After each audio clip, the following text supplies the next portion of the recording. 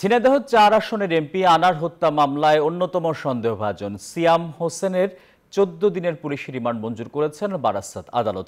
শনিবার ভারতে ছুটির দিন থাকায় বারাসাতের স্পেশাল কোর্টে তোলা হয় তাকে। শুক্রবার আনার হত্যা মামলায় অন্যতম সন্দেহভাজন সিয়াম হোসেনকে গ্রেপ্তার করে পশ্চিমবঙ্গ পুলিশের গোয়েন্দা বিভাগ। সিআইডির বিবৃতিতে জানানো হয়, বাংলাদেশের সীমান্তবর্তী পশ্চিমবঙ্গের উত্তর ২৪ পরগনা জেলার বনগাঁও এলাকা থেকে তাকে গ্রেপ্তার করা হয়। সমস্ত বিষয়ে কনসিডার করে ১৪ দিনের জেল হেফাজতের নির্দেশ দেন, অর্থাৎ ২১/৬ জিয়াদ হাওলাদারকে আবার বারাসাত কোর্টে প্রোডাকশন করা হবে।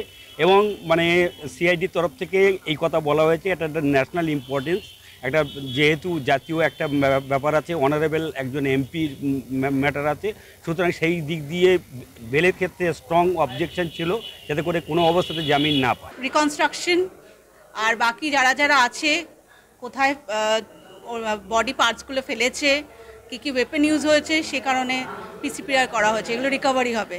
১৪ দিনের রিমান্ড চেয়েছে, পিসি প্রেয়ার আছে, ১৪ দিনই অ্যালাউ করেছে জজ সাহেব।